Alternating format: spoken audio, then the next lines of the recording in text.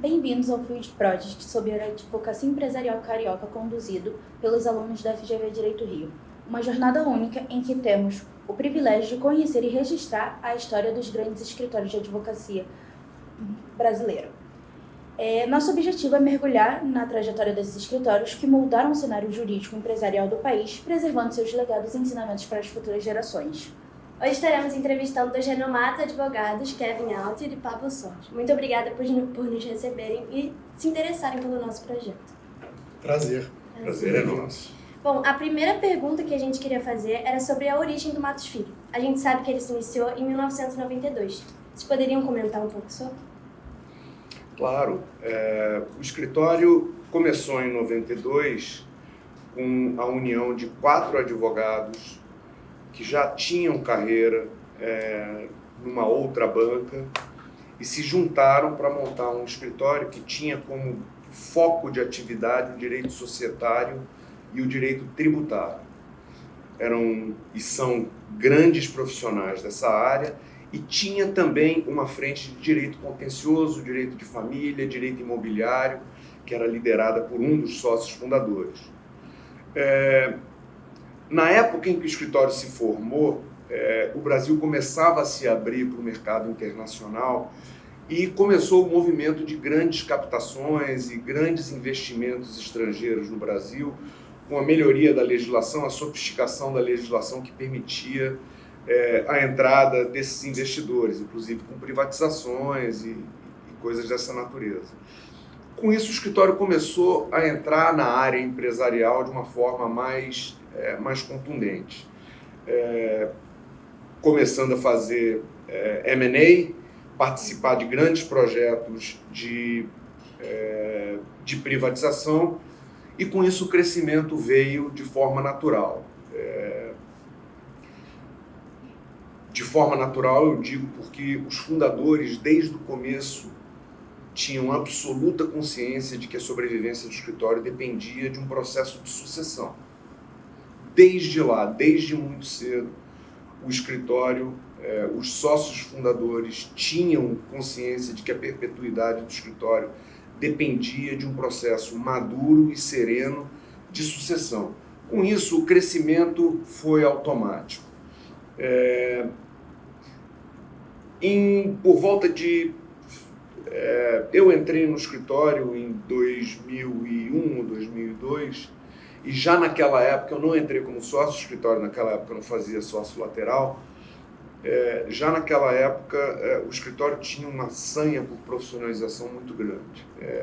E foi a partir dali, aos meus olhos, né, eu entrei naquela época, que eu vi o escritório efetivamente fazendo um esforço grande de profissionalização administrativa e de crescimento em todas as práticas. Grande mudança veio em 2009, quando a gente mudou a governança do escritório, mudou o sistema de remuneração dos sócios, começou a permitir a entrada de sócios laterais, e aí eu acho que foi uma mudança de patamar do escritório e a gente está onde a gente está hoje. Muito obrigada. Nós fizemos uma pesquisa e vimos que no site desse escritório vocês falam que vocês foram o primeiro a implementar o Modified Lockstep. A gente queria entender um pouco mais sobre como funciona esse modelo e por que vocês acharam que esse modelo seria um modelo vantajoso. Eu acho que a mudança de modelo foi um divisor de águas para o Matos Filho.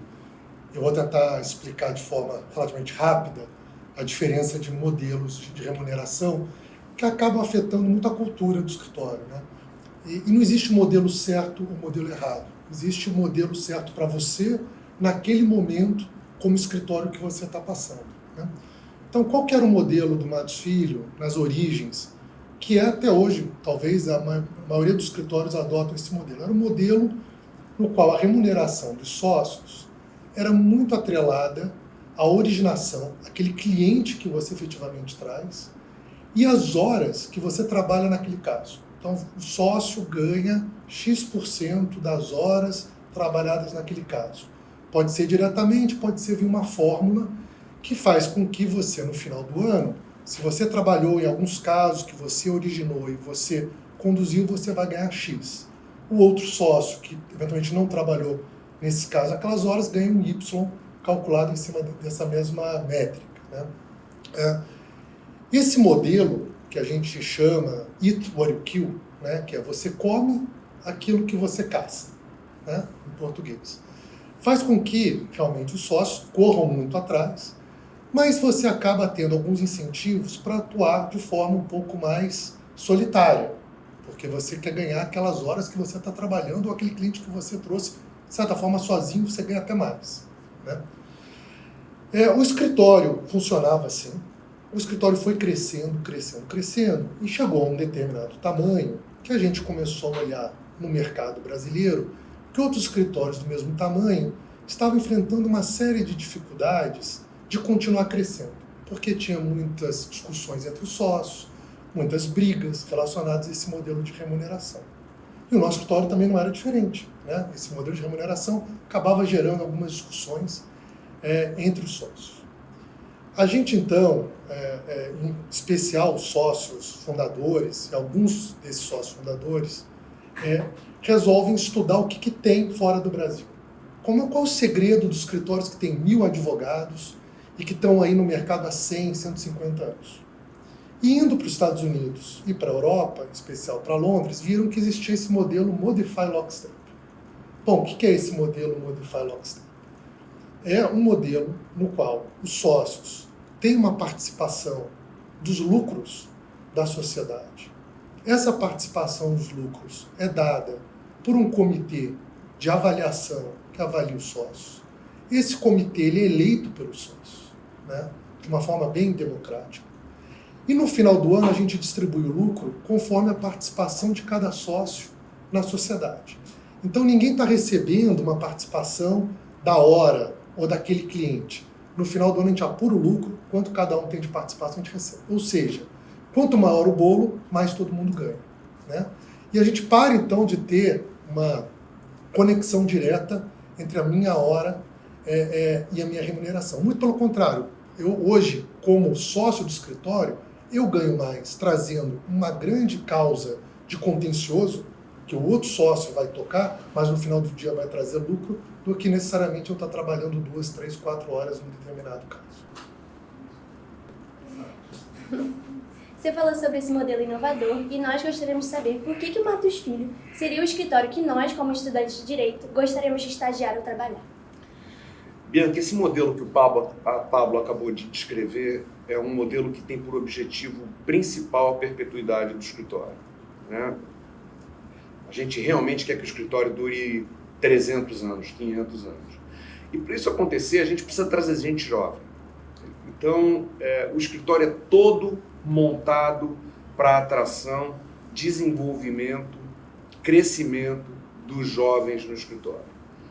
O nosso escritório tem uma política de aposentadoria de sócios, numa idade ainda jovem, madura, mais jovem, para permitir que novos talentos se desenvolvam, se tornem sócios e novas lideranças dentro do escritório.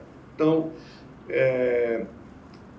todos os esforços e os investimentos são voltados para esse objetivo.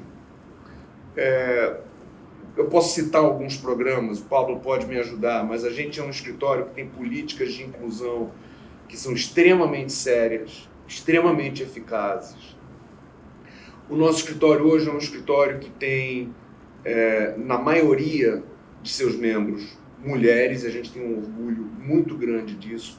Acho que a gente tem muito a fazer ainda para a inclusão de minorias no escritório, mas a gente tem um esforço sério e tem buscado programas nesse sentido.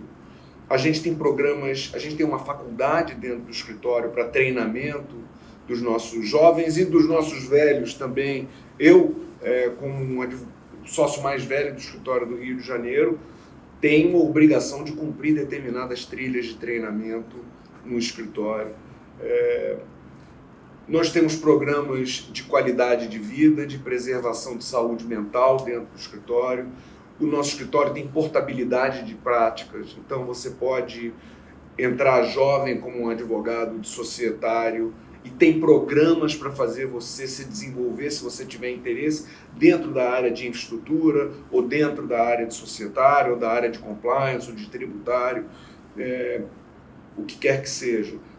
Nós temos escritórios no exterior, temos escritórios em Londres, temos escritório em Nova York, e a gente também manda nossos associados para treinarem nesses escritórios e trabalharem com ações. Não praticamos a lei local nessas regiões, mas os sócios que são responsáveis por esses escritórios, eles desenvolvem assuntos por lá, e a gente promove a ida de associados para esses escritórios, o que também é muito bacana. Incentivos para treinamento. Pablo? Vou complementar, né? Eu pensando aqui. Primeiro, vou falar 3 pontos, tá? Primeiro, o escritório é absolutamente meritocrático e oferece oportunidades para todo mundo, né? O que mais a gente tem aqui são sócios que eram estagiários, pessoas que cresceram na área administrativa. Então, a gente realmente tem como filosofia dar oportunidade, né? Crescer. O escritório tem muito planejamento de carreira, transparência na carreira. Então, o advogado aqui com a gente, ele sabe onde ele está, para onde ele vai, qual que é a carreira que é pretendida, ele tem avaliações periódicas, é tudo muito discutido, é muito falado. Existe todo um projeto para aquele advogado que é trabalhado dentro do escritório, né? E por último, acho que o Kevin falou, né, o advogado aqui pode trabalhar em várias áreas, né? Nós somos somente um full service. O escritório tem de infraestrutura, a tributário, a criminal, a ambiental. Acho que todas as áreas do direito hoje a gente atua. E, além disso, o escritório tem uma pretensão de ser realmente muito bom em todas essas áreas. Então, nós não somos um escritório que quer ser conhecido e reconhecido em 2, 3 áreas do direito. A gente quer ser realmente muito bom nas 25, 30 áreas de direito que a gente identificou hoje e novas áreas que vão aparecer. Então, eu acho que isso, para um estudante de direito, né, que ainda não sabe exatamente qual área quer se dedicar, poder ir para o escritório, sabendo que todas as áreas estão sendo trabalhadas para serem áreas que vão ter um protagonismo e não serão apenas áreas de apoio, isso eu acho muito bacana. Pensa no seguinte, você quando trabalha em escritórios grandes, e você trabalha num modelo que tem como cultura a previsibilidade da remuneração, que é o que o nosso modelo de Modified Lockstep permite, a gente acaba transplantando isso para os associados. Então, se você entra aqui no seu primeiro ano de formado, você sabe exatamente que em condições normais de pressão e temperatura, você vai estar em 10 anos. Você consegue ver. Hoje, com base nessa remuneração que é aplicada hoje, se eu crescer na média que é prevista no nosso plano de carreira e tivesse 10 anos a mais, eu estaria recebendo tantos reais, estaria nessa fase de carreira com esse nível de proximidade para ser submetido à Assembleia para virar sócio. Então é absolutamente previsível. Muito obrigada. Agora vocês acabaram de falar o porquê a gente deveria escolher o Matos Filho. E agora a nossa pergunta é: quais características a gente deveria ter para poder entrar no Matos Filho? Olha, é claro que o escritório tem um perfil, mas a gente há muito tempo deixou de escolher as pessoas pelas características. Então, o nome desse projeto é um projeto de inclusão. Mas eu acho que algumas coisas são importantes. O escritório não abre mão de valores éticos, não abre mão da solidariedade entre seus integrantes, não abre mão da qualidade, e é um escritório que demanda muito trabalho. Então, eu sei que todo mundo se considera ético, todo mundo se considera solidário, mas às vezes esse modelo do nosso escritório, dos escritórios grandes, não é o modelo que você, no longo prazo, deseja para a sua vida, e também não tem nada de errado nisso, né? E nós conversamos com as pessoas constantemente para que essa conscientização seja feita ao longo do processo. Eu não consigo trazer você para o nosso escritório e dizer para você que você vai trabalhar pouco. Isso é uma coisa que eu não consigo fazer. Eu não consigo dizer que você, como associado do escritório, como uma pessoa contratada pelo escritório, com carteira assinada, eu não consigo dizer para você que você não vai trabalhar horários extraordinários, que não vai ter um cliente em Singapura que vai querer fazer um call com você 2h da manhã. Eu não posso te prometer isso. Muito pelo contrário. Eu acho que você tem que esperar que você vai trabalhar muito, mas o nome do jogo é pressão e não estresse. É cansativo? Muitas vezes mas não é por isso que não é legal, que não é bacana, que a pessoa que vai estar do seu lado não vai te tratar com absoluto respeito, que você vai ter todos os instrumentos para se aproveitar daquela experiência e se transformar num profissional melhor. Você vai ter feedback constante ao longo do seu trabalho. Isso é uma coisa que é demandado dos sócios e dos advogados que lideram os projetos o tempo todo. Então, enfim... acho que além do que o Kevin mencionou, né, tema ético, tem que gostar do ambiente cooperativo, porque nem todo mundo é assim. Tem gente que prefere ser a coisa do eu sozinho. Talvez outros escritórios sejam melhor para essas pessoas, né? Mas eu queria falar também que ambição no bom sentido, ambição de aprender, ambição de crescer, ambição de construir. A gente precisa de pessoas ambiciosas. Pessoas que querem ser sócios da gente. Porque, no final do dia, a gente está dando oportunidade. O escritório está sendo feito para isso e a gente quer que as pessoas agarrem a oportunidade. Então, essa é uma característica, né? Acho que a curiosidade, né? Então, que vai em conjunto um pouco com o que eu falei, mas a pessoa tem que ter uma curiosidade, né? De querer entender do negócio, entender do cliente, entender dos casos, né? Então, acho que essas são as principais características, como o Kevin falou. E estamos animados aí para vocês aplicarem aqui para o estágio. Seria ótimo ter vocês aqui. Com certeza. Obrigada pelo convite, gente. A gente viu no site de vocês que vocês já trabalharam com diversas transações societárias. E a gente sabe que está tendo um grande impacto da tecnologia dentro dessas transações, como, por exemplo, o sistema de blockchain e do smart contracts. A gente gostaria de saber o que vocês acham sobre o impacto da tecnologia nas fusões e aquisições. Posso? Claro. Veja bem, eu acho que AI e novas tecnologias vão impactar o jeito dos advogados trabalharem. Acho que num primeiro momento, essas tecnologias elas vão ser nossos ajudantes, nossos aliados. A gente fala, o Copilot, que inclusive a gente usa. E eu acho que isso vai ser cada vez mais utilizado e acho que vocês, estudantes, têm que se acostumar cada vez mais com essas novas tecnologias, né? O escritório ele tem um programa chamado ATIX, que é um hub de inovação e tecnologia, que nos ajuda a estar próximo desse ecossistema. O ATIX tem uma equipe própria, tem pessoas que cuidam, tem sócios dedicados, e o ATIX funciona como quase uma incubadora de startups de tecnologia. Então a gente dá uma mentoria, a gente ajuda a apresentar essas empresas para a nossa base de clientes e os nossos advogados estagiários acabam tendo a oportunidade de testar algumas dessas novas tecnologias, né? Então, o caminho que o escritório tem adotado é de estar muito próximo, de entender como essas novas tecnologias vão afetar o nosso dia a dia e adotar essas novas tecnologias assim que elas ficarem disponíveis e a gente entender que está na hora de adotar.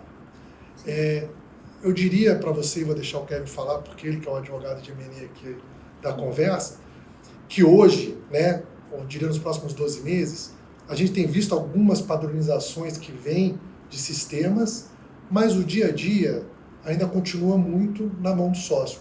E eu acho que vai continuar, porque parte do que a gente faz, dos casos complexos que a gente trabalha em M&A, pressupõe que você tem um sócio que conhece o cliente, que sabe negociar, que consegue olhar no olho do outro lado e falar, olha, esse ponto aqui você deveria seguir por esse caminho, eu deveria ir por aquele caminho. E isso eu acho que a tecnologia não vai substituir. Eu concordo plenamente. Eu acho que o cliente não vai abrir mão do contato direto com o seu prestador de serviço nessa área. Acho que a grande modificação que os escritórios devem esperar é em processo, em gestão de processo. Então, acho que você vai ter ferramentas que vão ajudar muito em due diligence, e eu acho que os escritórios vão ganhar muito em produtividade com a utilização dessas novas tecnologias. Mas vai demorar muito para o advogado dedicado, próximo do cliente, que compreende os negócios do cliente, ser substituído por qualquer ferramenta. Essa é a minha visão. Agora a gente vai começar umas perguntas um pouco mais pessoais. E a primeira pergunta seria: como começou a trajetória de vocês? E o que vocês acham que vocês fizeram durante essa trajetória que fizeram a carreira de vocês serem tão marcante, serem tão bem-sucedida? Em 3 minutos, né? Vamos lá. Começa aí, Kevin. Bom, em 3 minutos. Eu acho que o que fez a minha carreira ser o que ela é uma carreira bem-sucedida, eu tenho orgulho do que eu desenvolvi, é que eu trabalhei em empresas e trabalhei em escritórios de advocacia. E eu, por destino, muito rapidamente, eu comecei a participar de órgãos administrativos de companhias abertas, em ambientes de litígio societário. Desde muito cedo, eu acho que o primeiro conselho de administração que eu participei, eu tinha 29 anos de idade. E já tinha um acionista que brigava comigo e a gente trocava tecnicidades de direito societário no meio das reuniões.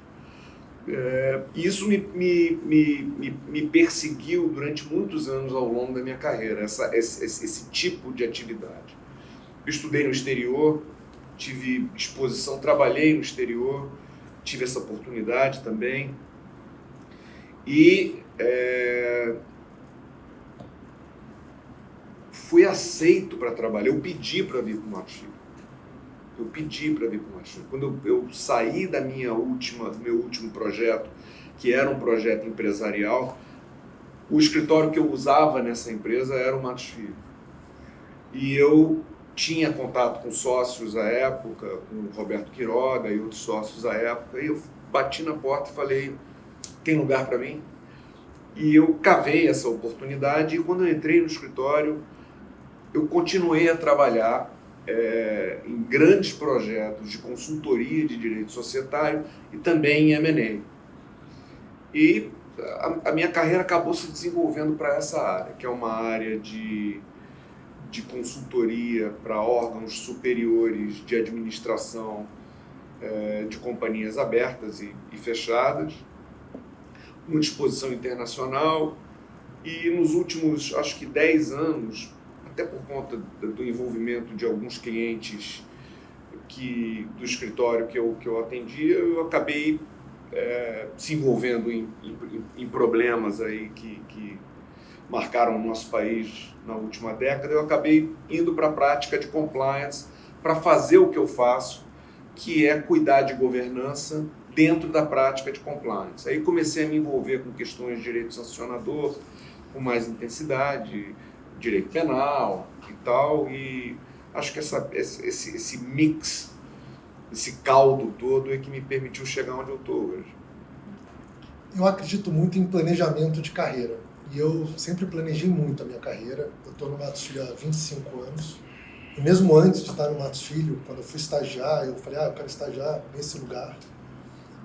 No Matos Filho eu pensava: eu quero fazer uma pós-graduação, eu quero fazer um LLM, eu quero trabalhar fora do Brasil. Fui perseguindo, criando objetivos de curto, médio e longo prazo.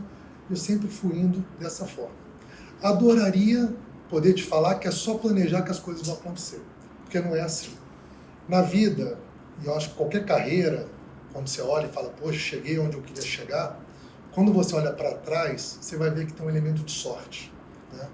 Então eu tive grandes, que eu chamo assim, sortes na vida, né? Tive sorte de ter o Kevin como mentor, aqui no Rio. Além do Kevin, outros sócios que me ajudaram muitíssimo para chegar onde eu cheguei. Eu tive a sorte de, quando eu voltei dos Estados Unidos, né, e eu estava com uma visão de que eu queria desenvolver uma área de infraestrutura, energia e project finance, foi justamente quando um sócio que cuidava dessa área saiu do Matos Filho, e eu acabei assumindo, de certa forma, parte, né, desse trabalho. Eu tive a sorte de que no ano que eu virei sócio, o Matos Filho mudou de modelo, que é um modelo ultra colaborativo, e todo mundo me ajudou quando a gente fundou uma prática de Project Finance, que éramos 2 advogados, né? E aí a mudança de modelo me ajudou muito. Então, na vida tem um componente que eu vou chamar aqui de sorte, mas quero falar também que a sorte só ajuda para quem se coloca em situações que a sorte pode ajudar.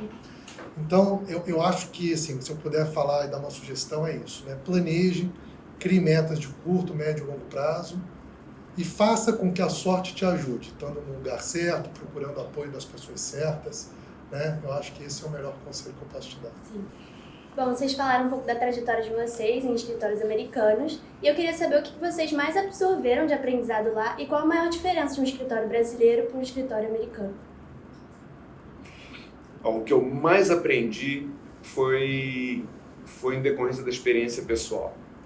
É claro que você tem melhorias tácteis, né? Seu inglês melhora, você aprende um sistema completamente diferente, que é o sistema de case law. Você aprende a estudar e a participar das aulas pelo método socrático. Tudo isso é muito bacana, mas a experiência de vida, de você morar fora, num campus, em torno de pessoas que vivem para estudar, que vivem para atingir aquele objetivo, é que para mim foi a coisa mais marcante. Você quer saber mais sobre o LLM ou sobre o trabalho? Pode ser os dois, fica à Tá vontade. bom.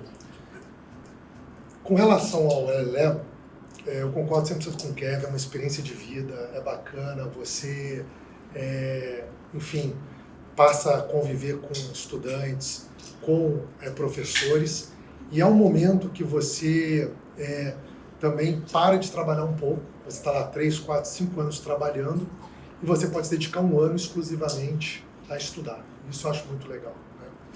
Com relação a trabalhar fora, que também acho que foi uma experiência fantástica, talvez o mais interessante foi que eu vi como o advogado americano, o sócio do escritório americano, ele entende do negócio do cliente, né? Ele se aprofunda. Eu me lembro que eu tinha um sócio lá que fazia energia elétrica e na parede dele tinha lá uma planta de uma usina nuclear, uma planta de uma usina termoelétrica, e ele sabia no detalhe da engenharia tudo sobre aquela indústria. E o mesmo valia para o sócio que cobria life science, para o sócio que cobria óleo e gás, e isso eu achei muito interessante, e eu acho que é uma tendência cada vez mais a gente vê no Brasil sócios entendendo e especializando em indústrias. A próxima pergunta que a gente tem vocês são um escritório full service, a gente gostaria de saber o que faz vocês preferirem o modelo de escritório full service em relação ao escritório boutique? Olha, a gente acha que o mercado caminha para uma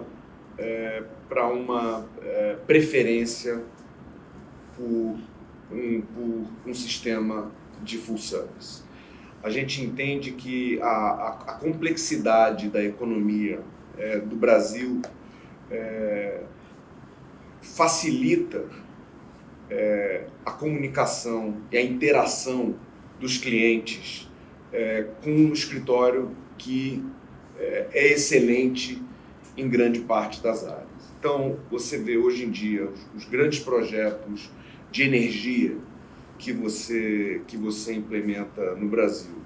Você tem frentes regulatórias, você tem frentes direito imobiliário, você tem frentes ambiental, financiamento, muitas vezes seguros, compliance, e fica contencioso e fica muito difícil para um escritório que não cobre todas as frentes atender com eficiência de custo, inclusive, um cliente que tem um projeto de uma complexidade maior. Então, a gente entende que essa é a melhor forma de atender o nosso cliente, a gente entende que essa é a melhor forma da gente conseguir o equilíbrio dentro do escritório, porque quando você tem um escritório que faz reestruturação quando o PIB sobe 10%, você não tem reestruturação no país, as empresas estão voando e o escritório perde atividade. Então, o nosso escritório também é uma vantagem de você ser colaborativo. Quando uma prática não vai bem, porque o mercado não está se desenvolvendo bem naquele período, naquela prática, outras práticas desenvolvidas dentro do escritório facilitam com que o lucro seja um lucro esperado, um lucro projetado para aquele exercício e os sócios consigam trabalhar com tranquilidade, sem se preocupar com a sua performance individual. Então, tem uma questão de perpetuidade, tem uma questão de melhor atendimento do cliente, tem uma questão de preservação do nosso modelo e utilização ótima do nosso modelo, que demanda que você seja full service. Bom, ainda sobre o escritório, a gente entende que a ideia do work-life balance vem ganhando importância ao longo dos anos. E gostaríamos de saber como o Matos Filho assegura esse equilíbrio para os sócios e advogados do escritório. Acho que, sem dúvida nenhuma, esse é um tema fundamental, né? Acho que nos dias de hoje, mas deveria ter sido sempre assim. O escritório hoje acredita, como o Kevin falou, que nós somos um escritório de alta performance e vamos ser muito exigidos pelos clientes em determinados momentos. É parte do que nós fazemos. Por outro lado, nós somos um escritório que não tem o que a gente chama de FaceTime, aquela coisa que o advogado precisa ficar para parecer que ele está ficando até tarde, né? A gente é um escritório que, se a demanda reduziu, a gente quer que o advogado, de fato, descanse, estude, faça outras coisas. Então, acho que achar esse equilíbrio entre a alta performance, mas não ser uma coisa que o advogado sinta que isso é uma pressão, é o mais importante para a gente. Além disso, a gente tem uma série de programas de saúde mental, de cuidado com o advogado, a gente tem uma série de programas, como o Kevin falou, mais diversos, que acho que ajudam o advogado a se sentir mais num ambiente colegial, como a gente gosta de falar. Obrigada. A gente pesquisou no site e viu que vocês têm mais de 17 mil horas de pro bono. Vocês poderiam falar pra gente como isso funciona, como é feito, por favor? Quer falar, Paulo? Pode começar, eu vou Bom, esse programa de pro bono é uma das nossas menina dos olhos. Nós temos um orgulho enorme do trabalho que a gente faz para devolver para a sociedade o que a sociedade nos permitiu adquirir. Esse programa foi um programa que foi criado em 95, 96, foi um desafio porque você tinha entraves na legislação para fazer atividade pro bono e nós fomos lá junto com a OAB e com as entidades de classe aí para tentar modificar a legislação para permitir que a gente conseguisse fazer esse trabalho. Nós temos uma prática que é dedicada a pro bono no escritório, com sócios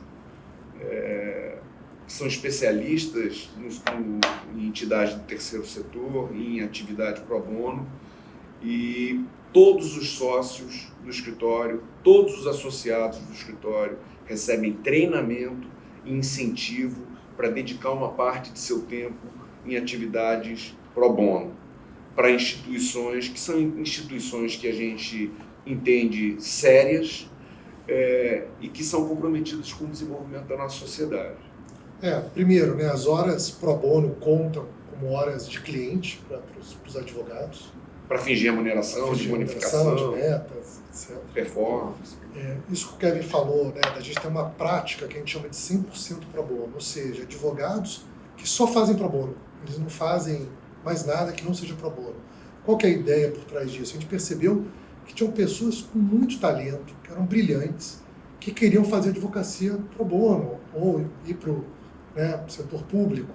Falou, por que a gente não oferece dentro do Matos Filho uma oportunidade com plano de carreira, com possibilidade de crescer na carreira para pessoas que querem se dedicar ao pro bono. Então a gente tem hoje uma prática chamada 100% pro bono, com advogados associados que só fazem pro bono. E eu acho que também é um bom momento de falar do Instituto Matos Filho. Então, o Matos Filho tem um Instituto Matos Filho, criado pelos sócios, que, além de dar bolsa de estudo e fazer uma série de iniciativas, como o artigo 5º da Constituição Federal, que é educacional, tem tido uma atuação muito importante na sociedade civil, e eu acho que é bacana mencionar também o nosso Instituto. Sim.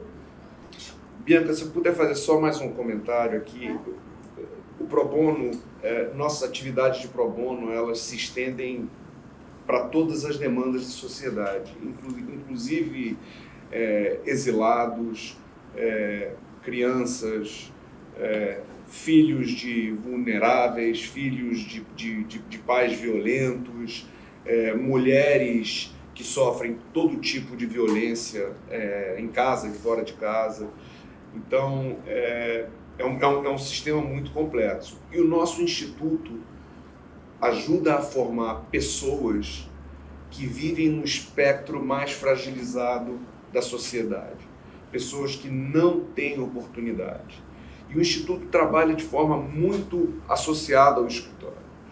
Então, esses meninos e meninas que vão ser educados com o apoio do Instituto, eles vão receber oportunidade dentro do escritório para se desenvolverem profissionalmente nas áreas que eles ou elas acharem mais adequada para eles, com um plano de carreira igual aos demais e possibilidade de ascender a sociedade como todos nós. Vocês poderiam falar alguma peculiaridade do mercado empresarial dentro do Rio de Janeiro? Ô Pablo, eu não sei se você concorda, eu sempre achei que o carioca ele é muito introspecto. Então, o carioca ele gosta de lidar com cariocas. Eu acho que essa é uma grande diferença em relação ao mercado de São Paulo. Então, você pega os grandes escritórios cariocas, você vai ver Veirano, o BMA, eles vão para São Paulo e se transformam muito rapidamente em grandes bancas locais, enquanto que os escritórios paulistas vêm para o Rio de Janeiro e têm uma dificuldade maior de se estabelecer. Na minha visão, isso decorre de uma característica do empresário carioca. Então, eu acho que estar no Rio de Janeiro para atender os clientes locais é uma necessidade cultural. Do ponto de vista da indústria, o Rio de Janeiro é peculiar. Por ter sido capital, o Rio de Janeiro ainda tem agências muito importantes. Então, você tem unidades muito importantes do Banco Central no Rio de Janeiro, você tem a CVM no Rio de Janeiro, o BNDES no Rio de Janeiro, que transforma o Rio de Janeiro num mercado peculiar. Você tem a Petrobras no Rio de Janeiro, você tem um grande mercado de óleo e gás no Rio de Janeiro, que faz com que a área de infraestrutura tenha uma preponderância no nosso escritório, né, Pablo, muito grande. Então, é um mercado que sempre foi marcado por indústria de infraestrutura.